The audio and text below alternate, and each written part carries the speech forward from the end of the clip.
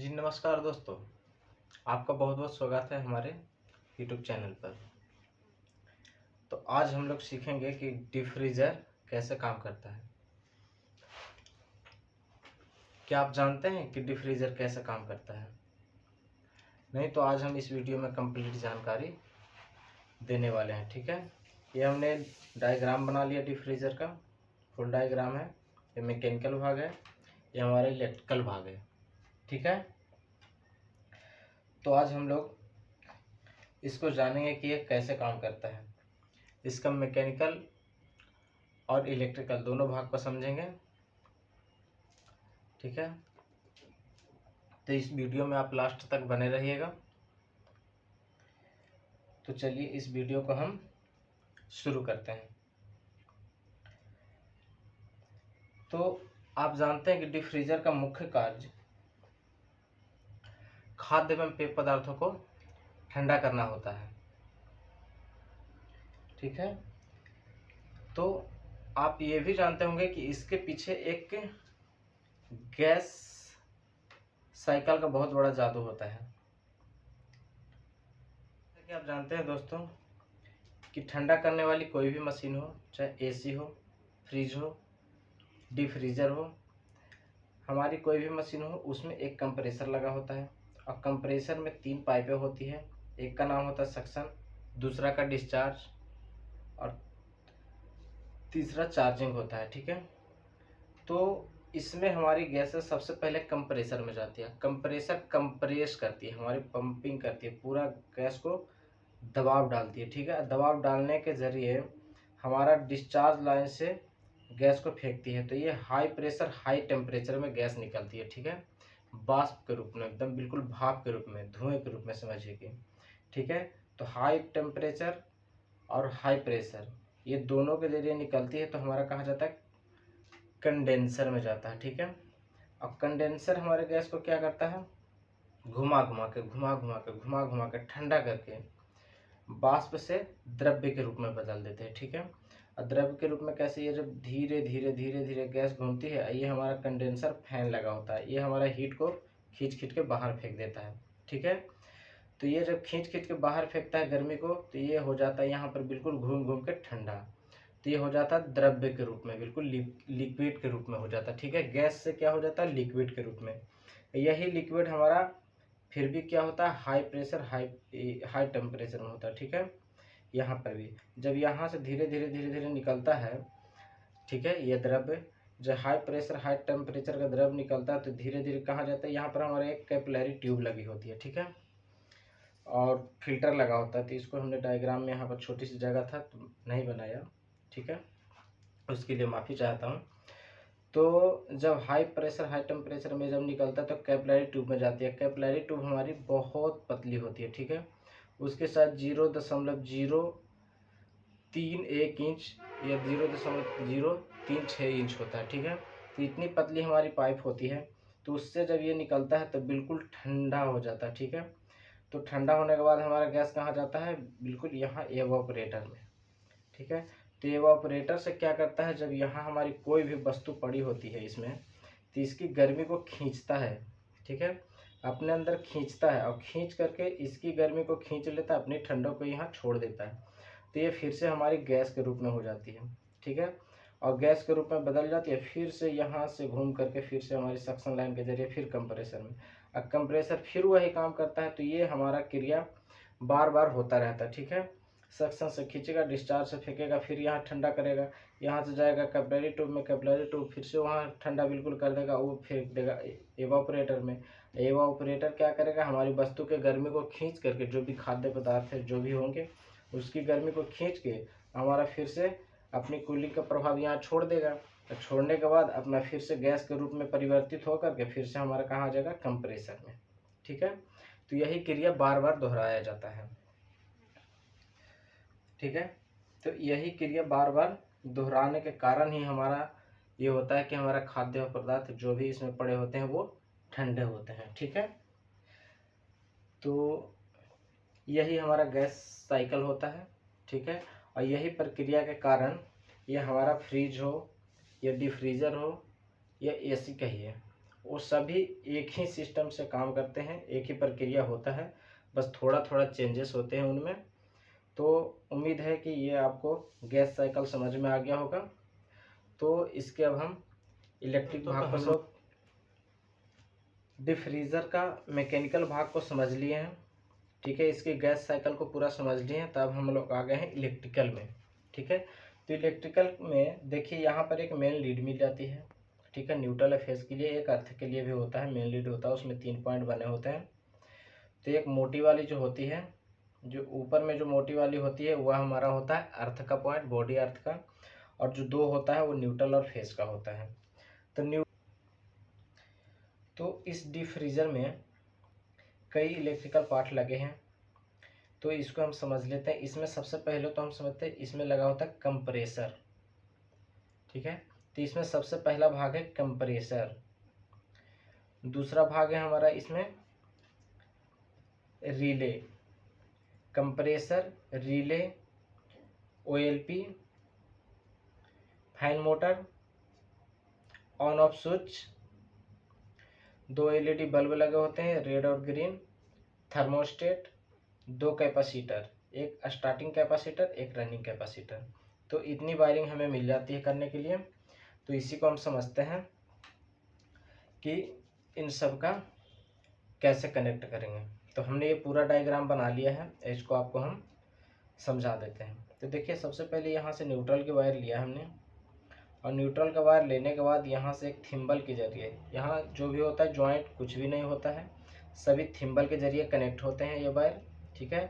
तो देखिए एक वायर हमारा कहाँ आ गया, एलईडी बल्ब में। तो ये दोनों एलईडी का एक एक पॉइंट जोड़ करके हमने एक साथ कर लिया, और एक साथ करने के बाद इसमें न्यूट्रल का फेस दे दिया, न्यूट्रल का वायर दे दिया।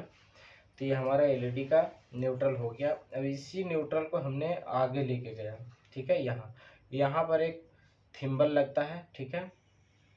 जब यहाँ रिले के पास एक थिम्बल लगा करके, और एक वायर तो हमारे इसमें लग जाता है, एक हमारे फैन मोटर के लिए निकल जाता है, ठीक है। तो यहीं से इसी के पास थिम्बल लगा करके और तार यहाँ से ज्वाइन करके जो हमारा इसमें गया हुआ है, ठीक है। तो न्यूट्रल की वायरिंग बस इतनी ही है। अब बाकी हम फेज को समझ लेते हैं। तो देखिए फेज के लिए ये मेन पॉइंट होता है। तो फेज का सबसे पहला वायर हमारा कहाँ जाएगा, ऑन ऑफ स्विच के एक पॉइंट पे, किसी भी एक पॉइंट पे जाएगा, ऑन ऑफ स्विच के एक पॉइंट पे किसी पे भी चला जाएगा। और दूसरा एक हमारा लाल बत्ती में जाएगा, ताकि हमें जब भी मेन लीड लगाएं तो हमें ये पता चल जाए कि हमारी डीप फ्रीजर में लाइट आ गई है, ठीक है। यहाँ तक हमारा सब कुछ सही है, लाइट आ गई है। अब जब भी इसको हम प्रेस करेंगे चालू करने के लिए, सिस्टम को ऑन करने के लिए, जब भी इसको हम प्रेस करेंगे तो हमारा ये कहाँ निकल के जाएगा, यहाँ से जब निकलेगा इस पॉइंट से, और निकलने के बाद हमारा कहाँ जाएगा, देखिए ये देखिए हमारा थर्मोस्टेट में। तो थर्मोस्टेट में वायरिंग के लिए 2 पॉइंट मिल जाते हैं, ठीक है। एक से इन और दूसरे से आउट करा लिया जाता है। जैसे हमारा स्विच है, एक से इन दूसरे से आउट करा लिया जाता है, उसी प्रकार से हमारा थर्मोस्टेट स्विच भी होता है, जिससे हमारा एक पॉइंट से इन और दूसरे से आउट कराया जाता है। यह थर्मोस्टेट का काम क्या होता है, कूलिंग को कंट्रोल करना, ठीक है। जब भी हमारी वस्तुएं ज़्यादा ठंडी हो जाए तो जितने पे हम सेट किए हैं उतना ठंडा हो जाए तो यह हमारा सिस्टम को ऑटोमेटिक बंद कर देता है, ठीक है।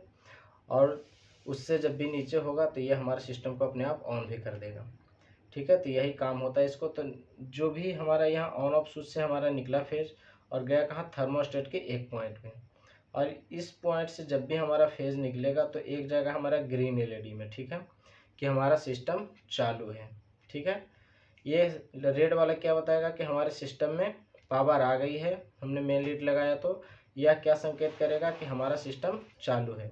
तो यहीं से एक हमारा फेज का वायर निकला, ठीक है। क्या थिम्बल के जरिए, कोई भी जॉइंट नहीं होता, हमारा थिम्बल के जरिए सभी इसमें पावर का जो भी या वायरिंग का जो भी मार्ग होता है सभी थिम्बल के जरिए फैलाया जाता है। तो हमारा निकला और कहाँ गया, ओएलपी के एक पॉइंट पे। ओएलपी में एक तार लगा होता है, उसी वाला हमारे कॉमन पे चला गया, ठीक है। कॉमन के एक पॉइंट पे हमने दे दिया फेज का, ओएलपी के एक पॉइंट पे दिया, और ओएलपी का एक पॉइंट हमारा कहाँ, कॉमन पे लग गया। इसी में से हमारा थिम्बल लगा करके एक वायर लिया और फैन मोटर को दे दिया। तो फैन मोटर को हमारा न्यूट्रल फेज मिल गया, फैन मोटर हमारा चालू। अब देखिए इसको समझते हैं। इसमें हमारा न्यूट्रल मिल गया। कैपेसिटर 2 मिलता है, स्टार्टिंग कैपेसिटर, रनिंग कैपेसिटर। ये हमारा रिले है, इसमें एनटीसी लगा है, ठीक है। तो इसमें देखिए कैपेसिटर का कनेक्शन हमें कैसे करना है। तो सबसे पहले हम रनिंग कैपेसिटर को देख लेते हैं। तो रनिंग कैपेसिटर का एक पॉइंट, एक वायर जो हमारा है यहाँ जुड़ जाएगा न्यूट्रल के साथ में। ये 2 पिन होता है एक ही साथ, ठीक है। न्यूट्रल के लिए एक बार जो हमने यहाँ कनेक्ट किया ये इसी के साथ में जुड़ा होता है, ठीक है।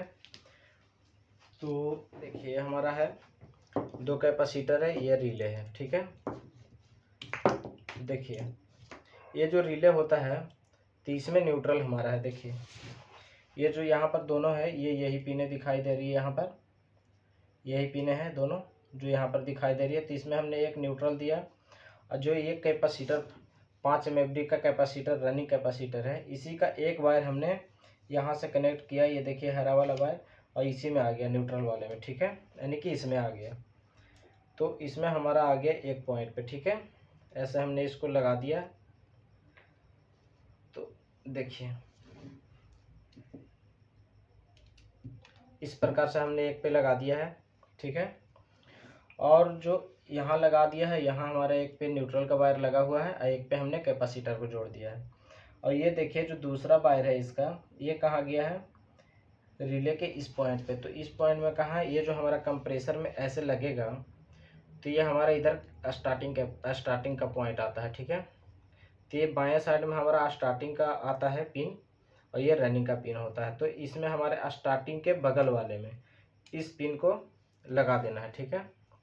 जो हमारा कैपेसिटर का दूसरा तार है वो हमारा स्टार्टिंग के बगल वाले में लगा देना। ये हमारा स्टार्टिंग का यहाँ पर आता है, ठीक है।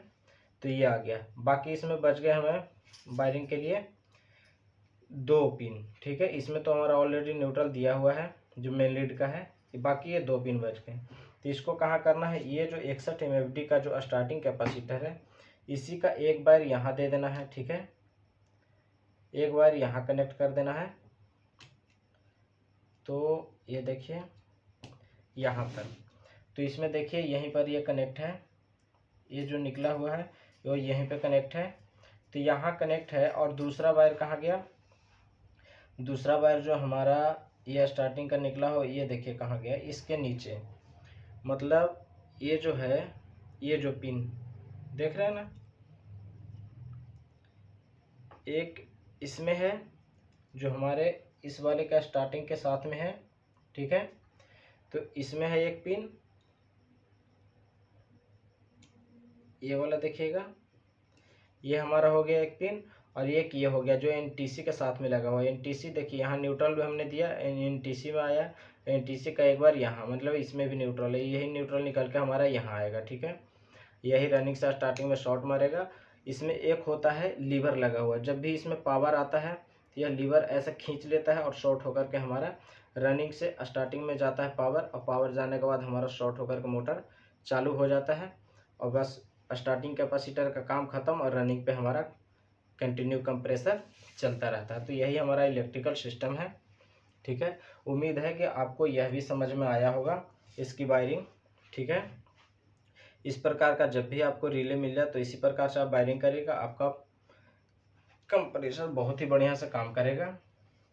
तो उम्मीद है कि आपको यह वीडियो पसंद आया होगा। अगर यह वीडियो पसंद आया है तो आप अपने दोस्तों के साथ में हमारी इस वीडियो को शेयर करिए और हमारे चैनल को सब्सक्राइब करना आप ना भूलें।